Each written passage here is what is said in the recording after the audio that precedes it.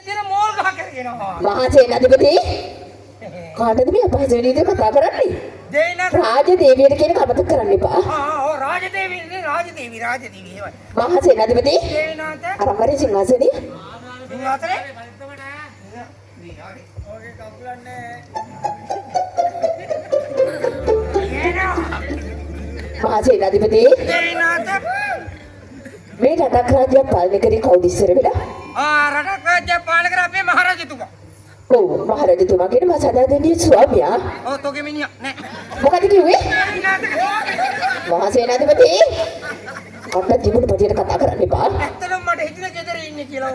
රාජනීතියෙන් දනුවල් ලබා දෙනවා කියන එක දන්නේ නැතුව. එහෙමයි.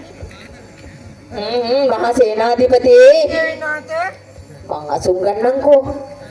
ඉතින් හරිය මං අසුන් ගත්තට පස්සේ කියනවා. එහෙමයි. මහා සේනාධිපති දෙයිනත් රටක් රාජ්‍ය පාලනය කරේ මගේ සදාදනීය ස්වාමියා.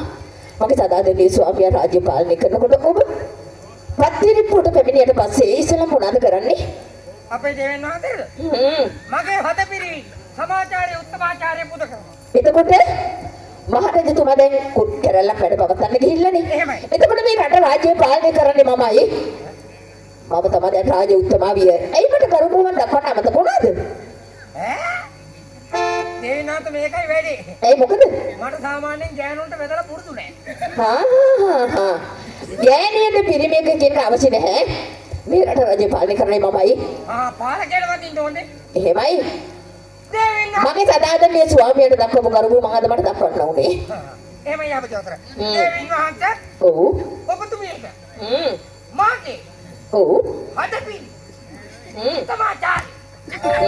මහා සේනාධිපතියෝ රටක් රාජ්‍යයක් පාලනය කරන උත්තමයෙකුට කරුණු මතක් කරන්නේ කොහොමද යකෝ? ඒක වැදුනා මදිද? ඔව් වැදුනා මදි. කොහොමද කරුණු මතක් කරන්නේ? ඔබට අද කරුණු මතක් කරන්න මම උගන්වන්නම්.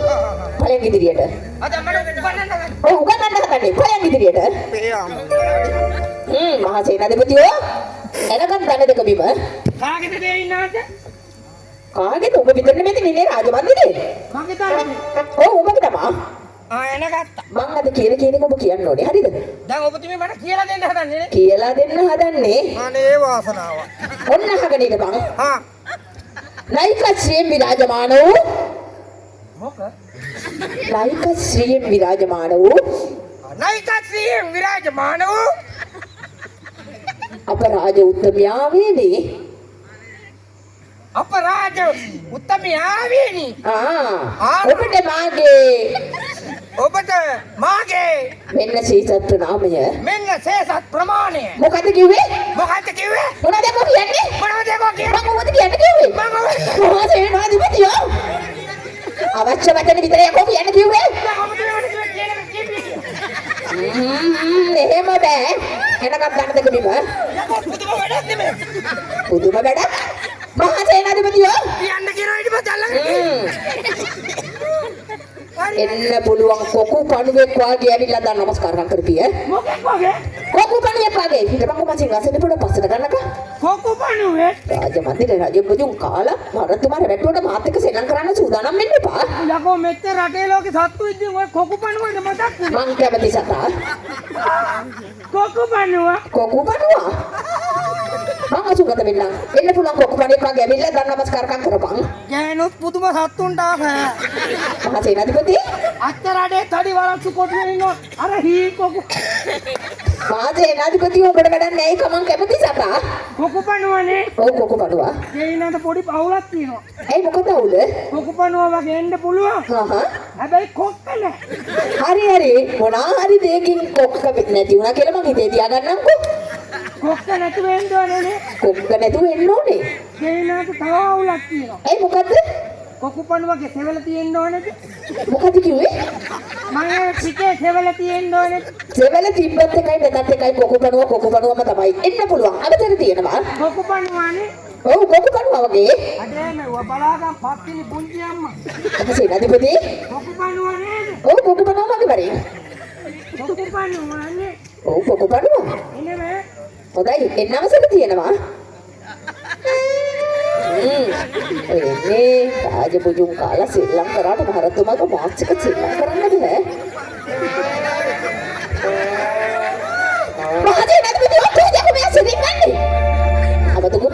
උත්සවයේ මැසුම් අරන් ඉන්නවා කියන්න. අර කොකුපණ වදන්නත් ඉන්නේ කවුද?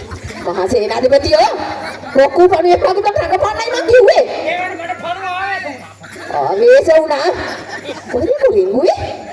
දන්නේ ඉතින් පණුවනේ. ඒ දන නමස්කාරය හරි කියන මහා සේනාධිපතියෝ. හරි කියන්නේ. පරයන් ඉදිරියට. ඒ පාර මොකයි?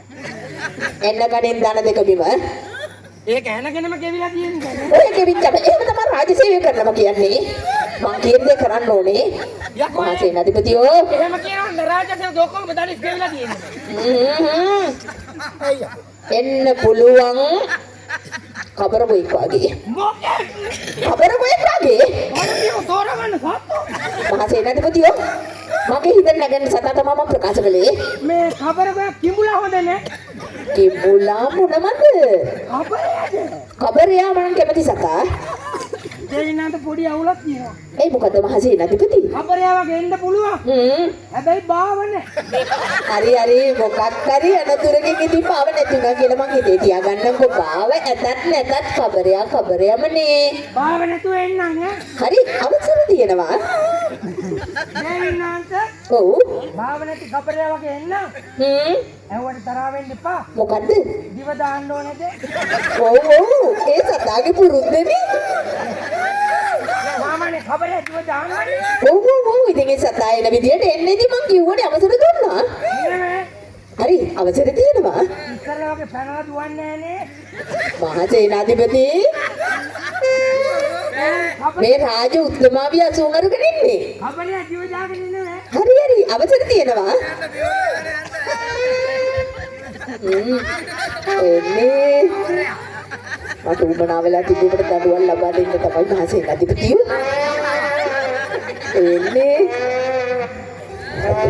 ඔබට මට හම්බෙන්නේ මහා සේනාධිපති. මහා සේනාධිපතියෝ මේකම තව කොහොමද අස්සරින් ගන්නේ?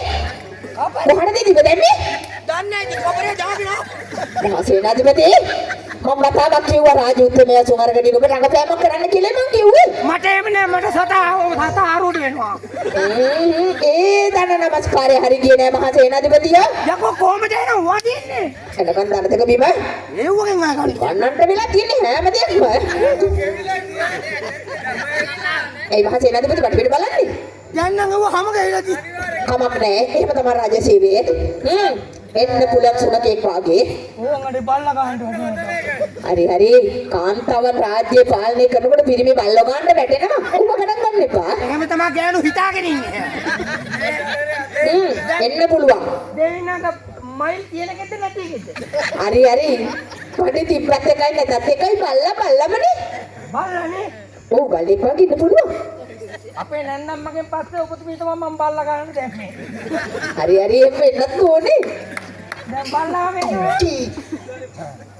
බව්.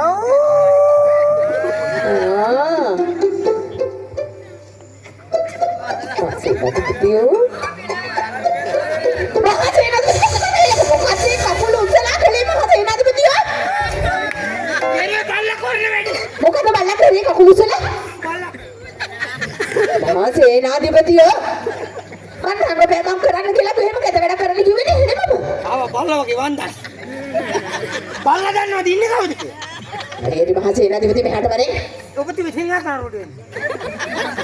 පාස්සේ යන්න. හරි. ඔතන බය වෙලා නේද? නෑ බය නෙමෙයි අප්පිරිය. මොකද කිව්වේ? බය. මහා සේනාධිපති මහරජතුමා මේ දැන් කෙරළක් වැඩ පවත්වන්න කියන්නේ මහා සේනාධිපති. එහෙමයි. මම ඉතින් තන්තුසේ පොඩ්ඩක් කාලය ගත කරා. ඒවයි දෙන්නා. මහා සේනාධිපති ඒක නෙමෙයි. මේදු අමති දැක්කේ නැහැනේ. මේ දුවත්තුමා රාජතුමාන්ද ඉන්නවා. හොඳයි. ඇවිල්ලා අද මධ්‍යම රාත්‍රියේ මගේ නිදනස් සිරියාට ගාවදී මට හම්බ වෙන්න කියන්නකෝ. ඈ? ඒ මහා සේනාධිපති බය වුණේ මොකද? මධ්‍යම රාත්‍රියේ? ඔව් එයි. මිහිඳුට? තනියම? මිහිඳුත් සමග මට විශේෂ සාකච්ඡාවක් තියෙනවා. දැන් මං මිහිඳු රෙන්න කියන්න ඕනේ. අනිවාර්යෙන් එන්න කියන්න ඕනේ. මේ ඔබතුමීගේ මේ සයනාකාරය ළඟට. අන්න හරි. ඉක්මන් කළේ යන්න පුළුවන්. ඒ මහා සේනාධිපති දෙවිනාට මමත් එන්න වෙයිද? මහා සේනාධිපති ඔබ මට අවශ්‍ය නැහැ. මට ඕනේ මිහිඳු විතරයි. ආයෙත් එන්නයි කියන්නේ කිව්වේ. හොඳයි මිහිඳු. මහරජතුමා කියා කරලා. ඒ මහසේනාධිපති ඈතින් ඉඳන් බලන් හිටියට කමක් නැහැ. ඒ ඇයිද බලන්න ඉන්නේ? පුදුමාකාර මිනිස්සෙක් නේ. හොඳයි මිහිඳු.